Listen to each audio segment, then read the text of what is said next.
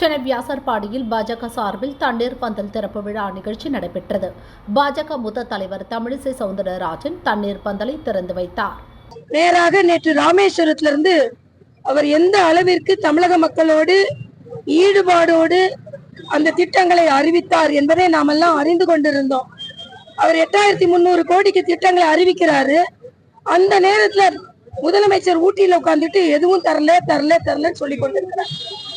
முதலமைச்சரின் நடவடிக்கைக்கு நான் எனது வன்மையான கண்டனத்தை தெரிவித்துக் கொள்கிறேன். மீனவர்கள் விடுதலை செய்யப்படுவார்கள், அவர்களின் வாழ்வாதாரம் பாதுகாக்கப்படும். இந்த மண், இலங்கை மண், இந்தியாவிற்கு எதிராக எந்த வகையிலும் பயன்படுத்தப்படாது என்று ஒரு அதிபர் சொல்லி இருக்கிறார். இதுக்கு மேல உங்களுக்கு என்னங்க வேணும்? இந்த உறுதிப்பாட்டை நீங்கள் ஆட்சி செய்து கொண்டிருந்த போது ஸ்டாலின் அவர்களே, சிதம்பரம் அவர்களே, நீங்கள் எல்லாம் கூட்டணி ஆட்சி செய்து கொண்டிருந்த போது இந்த உறுதிப்பாட்டை இலங்கையிடமிருந்து வாங்க முடிந்ததா?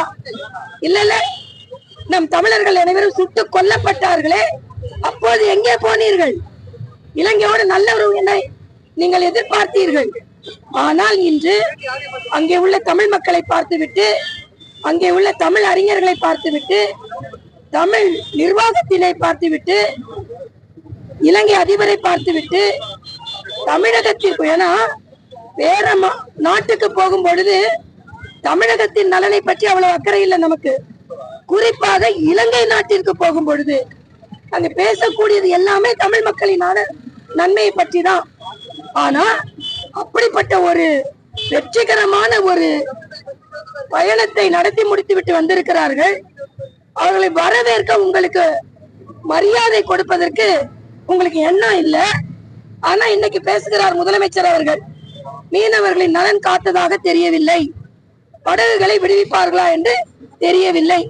முதலமைச்சர் அவர்களே, பிரதமர் வந்தார்ல, அரசாங்க விழாவில் உங்களுக்கும் பங்கு எடுத்துக் கொள்வதற்கு நடைமுறை இருக்கிறதுல, பக்கத்து சீட்ல உட்கார்ந்துட்டு பிரதமர் அவர்களே மீனவர் பற்றி பேசினீங்களா, வெளியுறவு பிரச்சனைகளா கேட்கலாம்ல.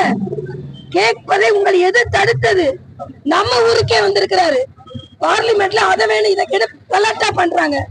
நம்ம ஊருக்கே வந்து கேள்வி கேட்டால் பதில் சொல்லக்கூடிய அணுகுமுறையில் அமர்ந்திருக்கிறார் பிரதமர். எது தடுக்கிறது உங்களை வருவதற்கு?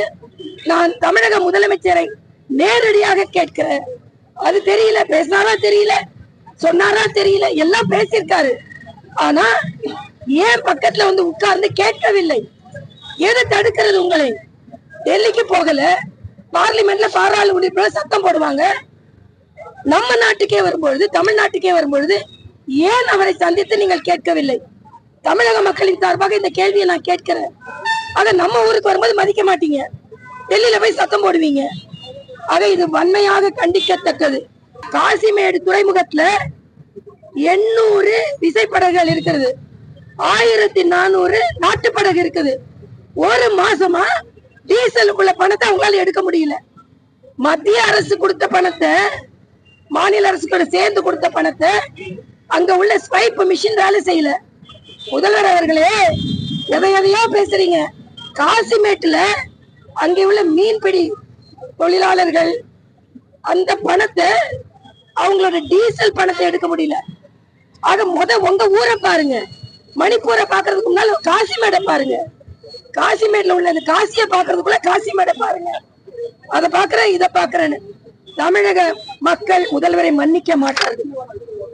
ஏதாவது தமிழக மக்களோட பிரச்சனை பத்தி பேசப்பட்டிருக்கிறதா?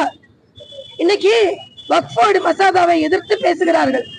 நேற்றைய தினம் கர்நாடகா உயர் நீதிமன்ற நீதிபதி பொது சிவில் சட்டம் தேவை, ஏனென்றால் ஒரு இஸ்லாமிய சகோதரி கொலை செய்யப்பட்டார்.